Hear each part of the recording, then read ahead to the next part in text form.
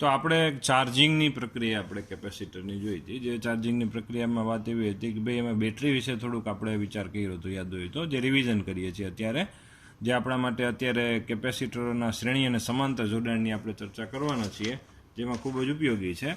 જેમાં બેટરી છે, તો બેટરીમાં આપણે તમને યાદ હતું કે એમાં છે આપણી પાસે ભાઈ બે આપણી પાસે ધ્રુવ, એક પોઝિટિવ અને બીજો નેગેટિવ ધ્રુવ છે, બરાબર. નેગેટિવ ધ્રુવ, આ જે ઋણ ધ્રુવ છે, એ ઋણ ધ્રુવ પર ઓક્સિડેશન પ્રક્રિયા, એટલે કે જેમાં નિપજ તરીકે ઇલેક્ટ્રોન મળતા હોય એવી રાસાયણિક પ્રક્રિયા થતી હોય. નિપજ તરીકે એટલે એમાં ઇલેક્ટ્રોન આમ ધક્કો લાગે, બહાર આવે, બરાબર, બાહ્ય પરિપથમાં. અને વાહક તાર તો આખો તમને એમ ખબર જ છે કે જે માની લ્યો કે તે પાણી ભરેલું પાઇપલાઇન હોય, એવી જ રીતે જ આપણું ઉદાહરણ હતું કે પાઇપલાઇનમાં એક બાજુથી ધારો કે એક ડબલું પાણી એમ અંદર આવે તો બીજી બાજુથી એટલું જ પાણી બહાર નીકળે, એ જ નહીં પણ બીજું આગળનું, બરાબર. તો અહીંથી છે વાહકતારમાં વીજભાર સંરક્ષણ પ્રમાણે વિચાર કરી શકાય કે જેવો છે અહીંથી એક ઇલેક્ટ્રોન દાખલ થાય કે તરત જ અહીંથી એક ઇલેક્ટ્રોન આમાં પ્લેટ ઉપર જમા થઈ જાય.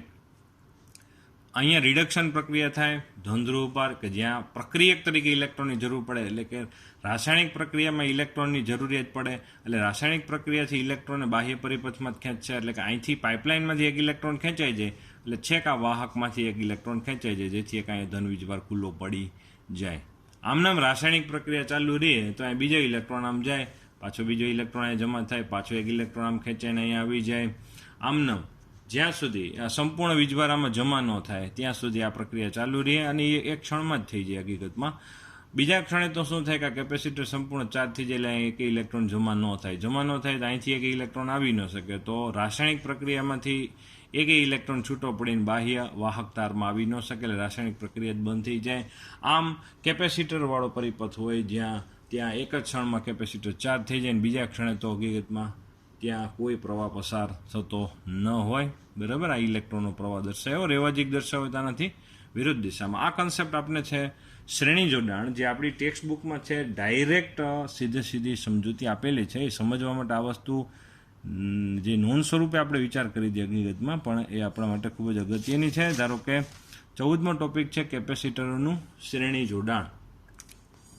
તો કેપેસિટરનું શ્રેણી જોડાણ અને સમાંતર જોડાણ, બરાબર. તો શ્રેણી અને સમાંતર જોડાણમાં ધારો કે આપણે વિચાર કરીએ કે એક આપણી પાસે આ 20 વોલ્ટની બેટરી થઈ ગઈ, આ ભાઈ ધારો કે પ્લસ અને આ ભાઈ માઇનસ, બરાબર. અને કેપેસિટર આપણે છે કે ભાઈ C1 કેપેસિટન્સ, C2 અને C3 કેપેસિટન્સવાળા કેપેસિટર શ્રેણીમાં જોડેલા છે. ત્રણેયના કેપેસિટન્સ અલગ અલગ, એનો મતલબ કે એમાં વીજભાર જમા કરવાની ક્ષમતા પણ કેવી છે, અલગ અલગ.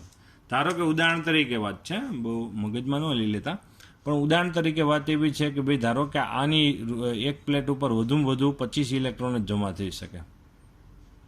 આની પ્લેટ ઉપર વધુમાં વધુ ધારો કે આપણે ઉદાહરણ તરીકે રાખીએ કે ભાઈ 75 ઇલેક્ટ્રોન જમા થઈ શકે વધુમાં વધુ, અને આમાં છે વધુમાં વધુ છે આપણે 100 ઇલેક્ટ્રોન જમા થઈ શકે. આવી એક વાત છે, એક ઉદાહરણ તરીકે વાત છે, બરાબર. તો હવે છે આમાં વધુમાં વધુ જે આપણે જમા થઈ શકે એની આપણે વાત કરીએ છીએ, તો તેમાં અહીંયા છે આપણે એવું લખી શકાય એવું છે કે ભાઈ વધુમાં વધુ જે ઇલેક્ટ્રોન જમા થાય તેમાં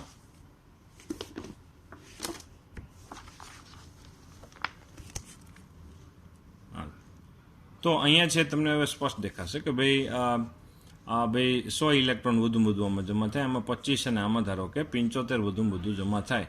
હવે બેટરીનો જે રૂલ્સ રેગ્યુલેશન, ઓક્સિડેશન રિડક્શન પ્રક્રિયા બંને એક સાથે, અને એ રૂલ્સ રેગ્યુલેશન પ્રમાણે છે. ધારો કે અહીંથી એક ઇલેક્ટ્રોન રવાના થયો, માની લ્યો અહીંથી એક ઇલેક્ટ્રોન આમ રવાના થાય ભાઈ ચાર્જિંગ પ્રક્રિયામાં, તો સામે છે અત્યારે સીધો એક ઇલેક્ટ્રોન અહીંયા, આ તો પાઇપલાઇન ભરેલી જ છે, સીધો એક ઇલેક્ટ્રોન એટલે કે અહીં ઋણ વીજભાર જમા થઈ જશે.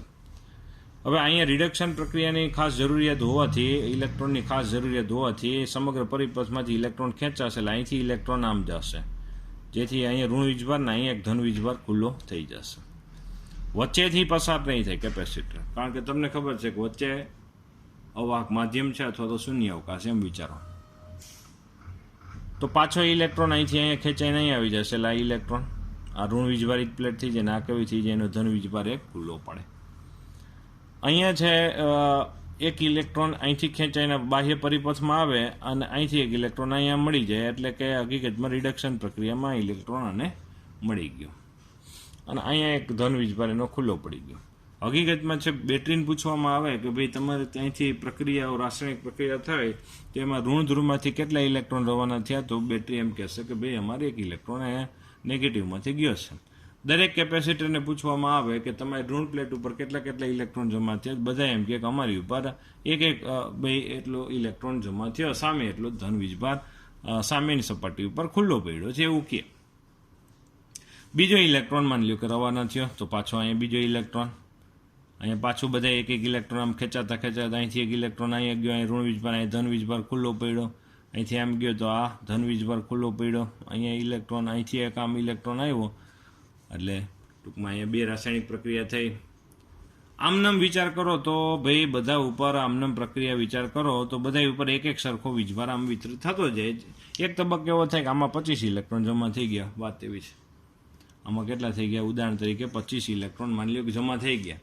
હવે શું થશે પરિસ્થિતિ કે આવડા ભાઈ હવે આન પછીની પ્રક્રિયામાં ઇલેક્ટ્રોન અહીંયા જમા કરવાની શું કરી દેશે, ના પાડી દેશે, અથવા તો એનું ભાઈ કેપેસિટી એટલે કેપેસિટન્સ પ્રમાણે એનું ભાઈ વીજભાર જમા થઈ ગયું, જેથી અહીં ઇલેક્ટ્રોન જમા ન થાય. જેથી ઇલેક્ટ્રોન અહીંથી આ પાઇપલાઇન એક જગ્યાએથી બંધ થઈ જાય ને એટલે શું થાય, માની લ્યો કે આખી પાઇપલાઇન હોય, વચ્ચેથી ક્યાંક એક દાંટો મારી દો તો આગળ ક્યાંય વહન થાય નહીં, એના જેવું થઈ ગયું કે અહીંયા છે હવે ના પાડી દેવાની વાત આવશે તો અહીંથી ઇલેક્ટ્રોન આમે નહીં આવી શકે અને આમાં ઇલેક્ટ્રોન જમાય નહીં થઈ કે અહીંથી એકેય ઓક્સિડેશન પ્રક્રિયા થશે નહીં, એટલે પરિપથમાં ક્યાંય પ્રવાહ પસાર નહીં થાય અને હવે પ્રવાહ તરત જ અટકી જશે. અને જેના કારણે અહીંયા આપણે વિચાર કરી શકાય કે ભાઈ અહીંયા છે ભાઈ 25 ઇલેક્ટ્રોન જમા થયા, આના ઉપર 25, હકીકતમાં બધામાં 25 જ ઇલેક્ટ્રોન જમા થયા એના જેવું થયું. એટલે આના ઉપર જેટલો ઋણ વીજભાર જમા થયો આના ઉપર એટલો જ, આના ઉપર એટલો જ, બરાબર. અને આ સપાટી ઉપર જેટલો ધન વીજભાર જમા થયો આ સપાટી ઉપર એટલો જ ધન વીજભાર, ને આ સપાટી ઉપર એટલો જ ધન વીજભાર. આવી રીતે વિચાર કરી શકે, બધી સપાટી ઉપર ધન વીજભાર સમાન. ટૂંકમાં વાત એવી છે કે ભાઈ દરેક ઉપર અહીંયા ક્યુ કેવો હોય, દરેક ઉપર સમાન જ હોય, દરેકની ઉપર વીજભારનો જથ્થો કેવો રહેશે, સમાન જ રહેશે. બીજું, દરેકના બે છેડા વચ્ચે પીડી પાછો કેવો મળશે આપણને, અલગ અલગ મળી શકે. દરેકના બે છેડા વચ્ચે પીડી અલગ અલગ હશે, કારણ કે બધાના કેપેસિટન્સ કેવા છે, અલગ અલગ છે. દરેકના બે છેડા વચ્ચે પીડી V1 V2 V3, પીડી એટલે વિદ્યુત સ્થિતિમાનનો તફાવત. અહીંયા જો લખીએ છીએ કે ભાઈ C1 બરાબર Qના છેદમાં V1, C2 બરાબર Qના છેદમાં V2 અને C3 બરાબર Qના છેદમાં V3. આવી રીતે આપણે લખ્યું. Q બધામાં સમાન જ છે, બધાની કેપેસિટી અલગ અલગ હોવા છતાં પણ બધામાં સમાન વીજભારનો જથ્થો જમાન થાય. આ બાબત આપણા માટે સૌથી અગત્યની શ્રેણી જોડાણ માટે છે, જે MCQ દાખલાઓમાં ખૂબ જ ઉપયોગી. અલગ અલગ કેપેસિટન્સ હોવા છે. આ એના જેવી વસ્તુ છે કે એક માની લો કે 3 જણા જમવા બેઠા છે, ત્રણેયને એક સરખી રોટલી આપવામાં આવે. એક પહેલાં શરૂઆતમાં બધાને એક એક રોટલી આપી, પછી બે આપવામાં આવી. માની લો કે આનો ખોરાક છે 2 રોટલીનો છે, તો ત્રીજી ના પાડશે તો એકેય નહીં દેવાની પછી. એટલે એનો મતલબ એવો છે કે શ્રેણી જોડાણમાં એક જ જણ છે આમાં, એક જ વ્યક્તિ છે આમાં ધરાય, બાકી બધે ભૂખ્યા રહે, એના જેવી વાત થાય. એટલે કે Q બધામાં દરેક કેપેસિટર ઉપર Q સમાન. સામે છે આપણે વિચાર કરી શકીએ કે બધાનો પીડી એટલે કે V અસમાન હોઈ શકે, અસમાન હોઈ શકે એમ લખીએ છીએ. ગેરંટી નથી આપતા. શું કામ એને એમ કહીએ છીએ અસમાન જ હોઈ શકે? કારણ એ છે કે ભાઈ ગેરંટી ન અપાય, કારણ કે બધાએ માની લો શ્રેણી જોડાણમાં દરેકના કેપેસિટન્સ એટલે કે કેપેસિટી સમાન હોય તો શું થાય કે બધાના Q તો સમાન જ રહેવાના. તો C સમાન હોય તો પછી બધા ઉપર બધાને બે છેડા વચ્ચે પીડી પણ કેવો રહેશે, સમાન જ રહેશે, એમ આપણે કહી શકાય. તો અહીંયા જો આપણે વિચાર કરવામાં આવે તો ટોટલ પીડી એટલે કે આ બેટરીના પીડી આવી જશે. તો V બરાબર આપણે શું લખી શકાય, V1 + V2 + V3. V1 બરાબર જો અહીંથી કરતા બનાવો તો Q છેદમાં શું આવી જાય, C1, અહીંયા Q છેદમાં C2, અહીંયા આવશે Q છેદમાં C3 આવશે. Q ને કોમન લઈ લો તો V છેદમાં Q બરાબર 1/C1 + 1/C2 + 1/C3. આમાં આપણે લખીએ ગਏ આ Q ને આપણે કોમન લઈને છેદમાં લઈ લીધા, અને આની જગ્યાએ આપણે લખીએ ગਏ Q છેદમાં V બરાબર લખીએ ગਏ સી લખાય, એટલે વીન છેદમાં ક્યુ બરાબર 1/c લખાય. તો અને સીને આપણે સમતુલ્ય કેપેસિટન્સ કહેવાય. શું કહેવાય? સીને સમતુલ્ય કેપેસિટન્સ કહેવાય. ને એ સમતુલ્ય કેપેસિટન્સનું મૂલ્ય આમાં નાનામાં નાના કેપેસિટન્સ કરતાં નાનું પ્રાપ્ત થાય. સમતુલ્ય કેપેસિટન્સ એને કહેવાય. હવે જો ખાસ બાબત જે આપણી ટેક્સમાં નથી આવતી, જે આપણે ચર્ચા કરવી પડે કે ભાઈ સમતુલ્ય કેપેસિટન્સ એને કહેવાય કે ભાઈ આપણે ઉદાહરણ તરીકે આપણે વિચાર કરીએ કે ભાઈ અહીંયા આપણે જો વિચાર કરીએ કે ભાઈ આ 3 કેપેસિટર છે, સમતુલ્ય કેપેસિટન્સ એને કહેવામાં આવશે. સમતુલ્ય કેપેસિટન્સ એને કહેવામાં આવશે કે ભાઈ આ ત્રણેયને કાઢીને એક કેપેસિટર જોડો તો સમતુલ્ય કોની દ્રષ્ટિએ છે? બેટરીની દ્રષ્ટિએ છે. આ સમતુલ્ય કેપેસિટન્સ સી છે, બેટરી તો એની જોડીએ છે 20 વોલ્ટની. જોજો બરોબર, બેટરી તો જ એમ કે એક સમતુલ્ય કે ધારો કે અહીંથી છે, માની લ્યો કે કેટલા ઇલેક્ટ્રોન રવાના થયા હતા, તમે યાદ કરો જોઈએ, વધુમાં વધુ અહીં 25 થયા હતા, બરાબર ને? આપણું ઉદાહરણ છે, બરાબર. તો અહીંથી પણ કેટલા થવા જોઈએ? 25 જ ઇલેક્ટ્રોન રવાના થવા જોઈએ. એટલે આની ઋણ પ્લેટ ઉપર કેટલા જમા થવા જોઈએ? 25 જ ઇલેક્ટ્રોન જમા થવા જોઈએ. અહીંયા ઋણ પ્લેટ ઉપર આના ઉપર કેટલા ભાઈ ઇલેક્ટ્રોન જમા થવા જોઈએ? વધુમાં વધુ 25 ઇલેક્ટ્રોન જ જમા થવા જોઈએ. તો જ બેટરી શું કહે કે અમારે આ પરિસ્થિતિ અને આ પરિસ્થિતિ બે કેવી છે? શ્રેણી જોડાણ, સમગ્ર શ્રેણી જોડાણ. અને આખું શ્રેણી જોડાણ કાઢ્યા પછી આ એક કેપેસિટર જોડ્યું, તેમ છતાં પણ આ પરિસ્થિતિ એ આની સમતુલ્ય કહેવાય, સમાન ના કહેવાય. જો સમતુલ્ય શબ્દનો ઉપયોગ છે, સમાન એટલે ઈની જ, આ સમાન નથી. તમે નરી આંખે જોઈ શકો આ 3 છે, એના એક જ કેપેસિટર, પણ બેટરીની દ્રષ્ટિએ આ બે કેવા છે?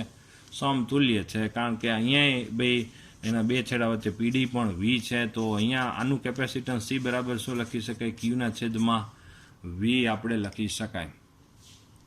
ટૂંકમાં સમતુલ્ય કેપેસિટર એવો હોવો જોઈએ કે આ દરેક ઉપર, જો ખાસ બાબત, સમતુલ્ય કેપેસિટર પર જેટલો વીજભાર જમા થાય દરેક ઉપર એટલા જ મૂલ્યનો વીજભાર જમા થાય. અથવા તો ઊંધું, દરેક ઉપર જે સમાન વીજભાર જમા થશે શ્રેણી જોડાણમાં, સમતુલ્યમાં પણ એટલો જ વીજભાર દરેક ઉપર જેટલો હોય એટલો જ જમા થાય. તો અહીંયા છે ભાઈ 1/c બરાબર શું લખી શકે? વીન છેદમાં ક્યુ. અને આ વીના છેદમાં ક્યુ બરાબર આપણે આ સમીકરણમાં લખ્યું ભાઈ કે વીના છેદમાં ક્યુ બરાબર 1/c. અને સીને આપણે શું કહીએ છીએ? સમતુલ્ય કેપેસિટન્સ. બરાબર, ખાસ યાદ રાખવા જેવી વાત છે, જે ટેક્સમાં ક્યાંય નથી આવતી, પણ દાખલા MCQમાં ખૂબ જ ઉપયોગી વસ્તુ છે કે સમતુલ્ય પણ કોની દ્રષ્ટિએ? બેટરીની દ્રષ્ટિએ છે. ખાસ બાબત જોવા જેવી વસ્તુ છે. હવે જો આપણે આગળ વધીએ, આ શ્રેણી જોડાણ થયું. હવે સમાંતર જોડાણ માટે વિચાર કરીએ. પાછા એને જ કેપેસિટર માની લો C1, C2 ને C3. હવે સમાંતરમાં શું થશે કે ભાઈ માની લો કે અહીંથી ઇલેક્ટ્રોન આ બેટરીનો જ વિચાર કરવાનો છે. હા ભાઈ, બેટરીનો ઋણ ધ્રુવ આ ધન ધ્રુવ છે, તો અહીંથી ઇલેક્ટ્રોન છે રવાના થાય અને એ ઇલેક્ટ્રોન છે હવે અહીંયા જંકશન પડે. જંકશન એટલે કે જ્યાં બે કરતાં વધારે વાહકતા ભેગા થતા હોય જંકશન કહેવાય. તો આ જંકશન પડે, એ જંકશન પાસે છે હવે ઇલેક્ટ્રોનને 3 જગ્યા મળે જવા માટે. માની લો કે આ બાજુ ગયો, તો આ બાજુ ઇલેક્ટ્રોન જમા થઈ ગયો. અહીંયા બેટરીને પછી ઇલેક્ટ્રોન જોઈએ જ છે ધન ધ્રુવ પાસે, એટલે ઇલેક્ટ્રોન ખેંચાશે, એટલે કે અહીંયા એટલો ધન વીજભાર શું પડશે? ખુલ્લો પડશે.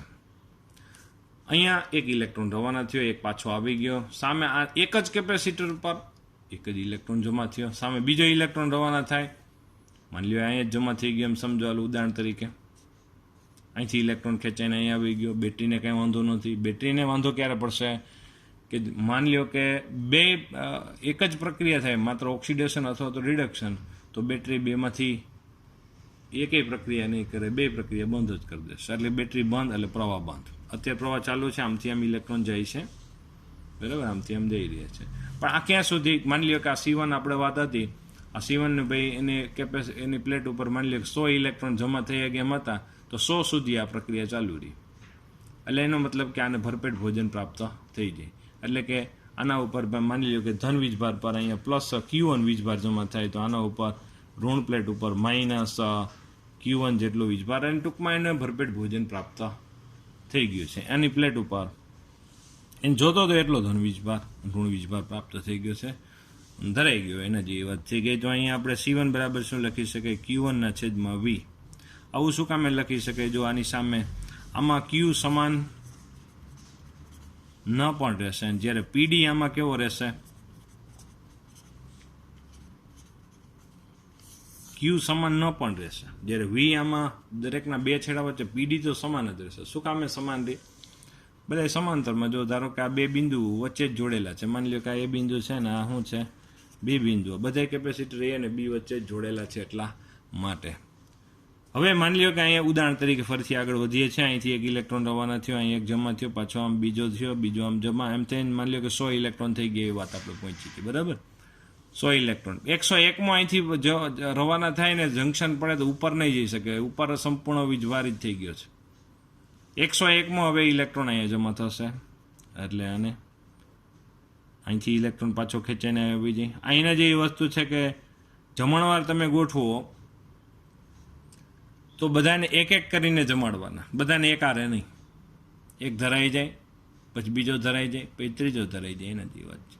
આમાં આને માની લો કે 125માં ઇલેક્ટ્રોન રવાના થાય, એટલે અહીંયા સુધી ભાઈ આના ઉપર એ ભાઈ પ્લસ Q2 માઇનસ Q2 એના ઉપર જેટલી કેપેસિટી છે એ મુજબ વીજભાર શું થઈ જશે, જમા થઈ જશે, બરાબર. અને આપણે લખી શકાય C2 બરાબર Q2 છેદમાં V લખી શકાય, કારણ કે બે છેડા વચ્ચે પીડી કેવો છે, સમાન છે. સામે ભાઈ ત્રીજો, હવે 126માં ઇલેક્ટ્રોન જે રવાના થાય તે આ બે તો હવે સંપૂર્ણ વીજભારિત થઈ ગયા, એટલે એ બ્લોક થઈ ગયા. સીધો 126માં આ બાજુ આવશે, અને આને પણ પછી એવી જ રીતે ક્રમશઃ પાછો શું થશે, એ ચાર્જ થતો જાય ને એના ઉપર એટલો જ C3 બરાબર Q3 છેદમાં V જેટલો વીજભાર શું થઈ જશે, Q3 જેટલો વીજભાર જમા થઈ જશે, ને V તો બધા એમ સમાન જ છે.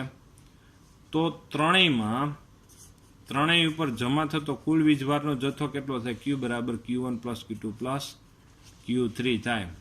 અને Q1 બરાબર આ સમીકરણ મુજબ આપણે અહીંયા શું લખી શકાય, Q1 બરાબર ભાઈ લખી શકાય C1V, Q2 બરાબર C2V અને Q3 બરાબર C3V લખી શકાય. ભાઈ C1V અહીંથી લખ્યું, બરાબર. V બધામાં બે છેડા વચ્ચે બધાને કેવો છે, સમાન. વીન કોમન લઈને છેદમાં લઈ લો, Q છેદમાં V બરાબર C1 plus C2 plus C3. Q એટલે શું છે, ત્રણેય ઉપર જમા થતો કુલ વીજભારનો જથ્થો. તો હવે આ ત્રણેય કેપેસિટર સમાંતર જોડાણના છે, કાઢીને એક કેપેસિટર આપણે અહીંયા જોડી દઈએ. એક કેપેસિટર એવું હોવું જોઈએ કે બેટરીની દ્રષ્ટિએ કેવું હોવું જોઈએ, સમતુલ્ય. અહીંયા બેટરીને ધારો કે પૂછવો જોઈએ કે ભાઈ એમાં ઋણ ધ્રુવમાંથી કેટલા ઇલેક્ટ્રોન રવાના થયા હતા, તો ભાઈ અહીંયા 100, 25 અને 75, એટલે ટોટલ કેટલા થયા, આ 75 હતો ને આપણે ઉદાહરણ તરીકે રાખ્યું હતું આની, બરાબર. તો ટોટલ અહીંથી 200 ઇલેક્ટ્રોન રવાના થયા હોય, અને 200 આમાં વેચાઈ ગયા હોય, બરાબર. તો આ બેટરી અહીંથી પણ તો આ સમતુલ્ય તો જ થાય કે અહીંયા પણ 200 રવાના થવા જોઈએ, એટલે કે અહીંયા છે ભાઈ એનો મતલબ એવો થયો કે આ કેપેસિટર ઉપર આ ત્રણેયના સરવાળા જેટલો વીજભાર જમા થવો જોઈએ, એટલે Q1 plus Q2 plus Q3 જેટલો વીજભાર જમા થવો જોઈએ. અને એના બે છેડા વચ્ચે પીડી કેટલો રહેવો જોઈએ, A અને B વચ્ચે કેટલો V જેટલો પીડી છે એટલો રહેવો જોઈએ. તો એનો સમતુલ્ય કેપેસિટર C બરાબર આપણે શું લખી શકીએ, Q છેદમાં V. Q એટલે કે પ્લેટ, એના પ્લેટ ઉપર જમા થતો વીજભાર, અને વીજભાર કેટલો, ત્રણેયના સરવાળા જેટલો.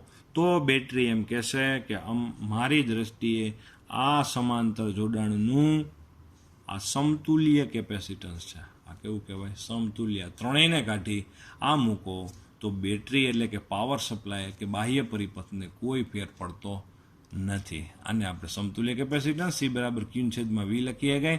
તો અહીંયા જે Q, અહીંયા જે સૂત્રમાં જો આ Q એટલે ત્રણેયના વીજભારનો સરવાળો જ હતો, તો એ Q છેદમાં V બરાબર શું લખી શકાય, C લખી શકાય. એમ C બરાબર C1 plus C2 plus C3 આપણે વિચાર કરીએ કે આ થઈ ગયું સમતુલ્ય કેપેસિટન્સ. અહીંયા સમતુલ્ય કેપેસિટન્સનું મૂલ્ય સમાંતર જોડાણમાં મોટું મળશે.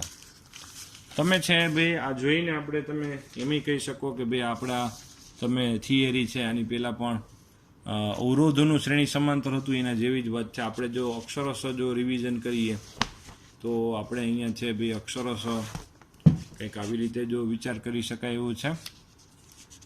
અક્ષરશઃ જો રિવિઝન કરીએ તો કંઈક આ ટાઈપની વાત થાય.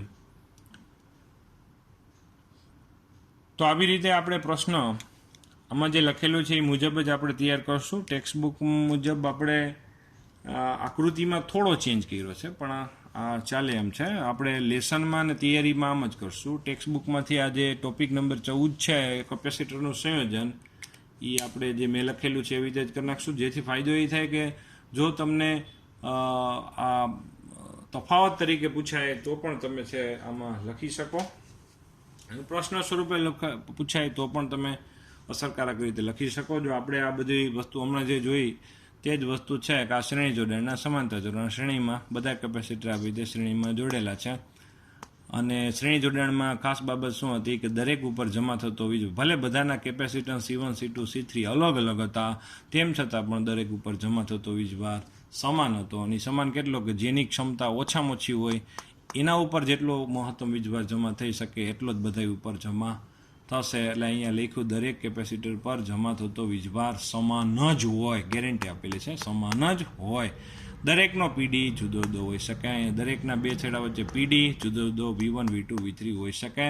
અને ટોટલ માની લ્યો કે આપણા માટે આ એ બિંદુ છે અને આ ધારો કે આપણા માટે ભાઈ બી બિંદુ છે, તો એ અને બી બિંદુ વચ્ચે કુલ વિદ્યુત સ્થિતિમાનનો તફાવત V બરાબર V1 plus V2 plus V3. તો V1 બરાબર અહીંયા શું લખી શકાય આપણે Qના છેદમાં C1, V2 બરાબર Qના છેદમાં C2, Qના છેદમાં C3. Qને કોમન લઈ નીચે લઈ જાઓ તો અહીંયા Q એ સમતુલ્ય કેપેસિટન્સ પર જમા થતો વીજભાર, અને V એટલે ટોટલ પીડી છે. એટલે આખું આ શ્રેણી જોડાણ કાઢીને આની જગ્યાએ એક જ કેપેસિટર મૂકો તો એ કેપેસિટરના બે છેડા વચ્ચે પીડી A અને B વચ્ચે એટલે કે આ ત્રણેયના સરવાળા જેટલો મળે. એટલે V છેદમાં Q બરાબર આપણે લખીએ છીએ 1/C લખીએ છીએ. આમ શ્રેણી જોડાણ માટે સમતુલ્ય કેપેસિટન્સનું સૂત્ર શું મળી ગયું? 1/C બરાબર 1/C1 plus 1/C2 plus 1/C3. આ જે સમતુલ્ય કેપેસિટન્સનું મૂલ્ય એ આ ત્રણેયના જે મૂલ્ય હોય, માની લો કે આનું મૂલ્ય છે 5 માઇક્રોફેરેડ છે, આનું 10 અને આનું 2 છે, તો સમતુલ્ય આ ત્રણેયના મૂલ્ય જો આમાં લખો તો સમતુલ્ય કેપેસિટન્સનું મૂલ્ય એ 2 કરતાં એટલે નાનામાં નાના મૂલ્યો કરતાં પણ નાનું પ્રાપ્ત થાય. સામે સમાંતર જોડાણની વાત એવી છે કે ભાઈ માની લો કે અહીંયા A અને B બિંદુ વચ્ચે પહેલાં આપણે શ્રેણી જોડાણ કર્યું, હવે આપણે સમાંતર જોડાણ કરીએ છીએ A અને B બિંદુ વચ્ચે. અત્યારે આપણે ભાઈ આ સમાંતર જોડાણ તો દરેક પર જમા થતો વીજભારનો જથ્થો જુદો જુદો હોઈ શકે. શું કામે? જેનું કેપેસિટન્સ જેટલું હશે એ મુજબ એને ભરપેટ ભોજન મળશે. કેપેસિટરને તમે પૂછો તો કેપેસિટર હંમેશા એમ કહેશે કે અમને સમાંતર જોડાણમાં મજા આવે, કારણ કે એમાં ભરપેટ ભોજન એટલે ક્ષમતા જેટલો વીજભાર એમાં જમા થશે. તો આની ઉપર Q1, આના ઉપર Q2, આના ઉપર Q3 જેટલો વીજભાર. પણ આ બધા કેપેસિટર A અને B વચ્ચે જોડેલા હોવાથી, સમાન બે બિંદુ વચ્ચે જોડાયેલા હોવાથી તેના બે છેડા વચ્ચે પીડી દરેકનો, જો અહીંયા લખેલો છે દરેકનો પીડી એટલે દરેકના બે છેડા વચ્ચે વિદ્યુત સ્થિતિમાનનો તફાવત સમાન જ હોય. તો ત્રણેય પર જમા થતા વીજભારનો સરવાળો Q બરાબર Q1 plus Q2 plus Q3, અને Q બરાબર આપણે અહીંયા શું લખી શકાય ભાઈ C1V. શું કામ એને આપણે લખી શકાય ભાઈ દરેકના બે છેડા, ભાઈ આના માટે કેપેસિટન્સ C1 બરાબર આપણે શું લખી શકીએ Q છેદમાં V1 લખીએ ગए બરાબર. એવી રીતે C2 બરાબર શું લખી શકાય Q છેદમાં Q1 ના છેદમાં V લખીએ ગए, અહીંયા Q2 ના છેદમાં V લખીએ ગए. એવી જ રીતે C3 બરાબર આપણે ભાઈ Q3 ના છેદમાં V લખી શકાય. કારણ કે બધાના બે છેડા વચ્ચે ખાસ બાબત એ હતી કે ભાઈ બધાના બે છેડા વચ્ચે પીડી જે છે એ કેવો છે ભાઈ, બધાના બે છેડા વચ્ચે પીડી જે છે એ કેવો છે, સમાન જ પ્રાપ્ત થાય છે બરાબર. તો અહીંયા છે આપણે ભાઈ Q1 બરાબર અહીંથી શું લખી શકાય Q1 બરાબર C1V, Q2 બરાબર C2V અને Q3 બરાબર C3V લખી શકાય. V કોમન લઈ લ્યો, છેદમાં લઈ આવો તો Q છેદમાં C. Q એટલે ત્રણેય પર જમા થતા વીજભારનો કુલ વીજભાર છે. એટલે હવે સમતુલ્ય કેપેસિટર એવું હોવું જોઈએ કે આ આખું સમાંતર જોડાણ આપણે કાઢીને એની જગ્યાએ એક જ કેપેસિટર મૂકીએ, જે હમણાં આપણે વાત હતી મુજબ કે અહીંયા છે આપણે ભાઈ આ ત્રણેય કેપેસિટર કાઢીને એક કેપેસિટર આપણે એ મૂકીએ કે એના બે છેડા વચ્ચે વિદ્યુત સ્થિતિમાનનો તફાવત A અને B વચ્ચે હોય એટલો જ મળશે. એ તો સ્વાભાવિક વાત છે, V તો એમનેમ જ મળશે, પણ એના ઉપર જમા થતો વીજભારનો જથ્થો એ ત્રણેયના સરવાળા જેટલો મળે. તો જેથી આપણે Q છેદમાં V બરાબર આપણે Q છેદમાં V બરાબર C લખીએ કે C બરાબર C1 plus C2 plus C3. C એટલે સમતુલ્ય કેપેસિટન્સ. કોની દ્રષ્ટિએ? બેટરીની દ્રષ્ટિએ છે, ખાસ યાદ રાખવા જેવી વસ્તુ છે. તો અહીંયા શ્રેણી જોડાણ માટે સમતુલ્ય કેપેસિટન્સનું સૂત્ર 1/c બરાબર 1/c1 plus 1/c2 plus 1/c3. સમાંતર જોડાણ માટે સમતુલ્ય કેપેસિટન્સનું સૂત્ર C બરાબર C1 plus C2 plus C3 છે. આવી રીતે અહીંયા સુધી આપણે ચર્ચા રાખીએ.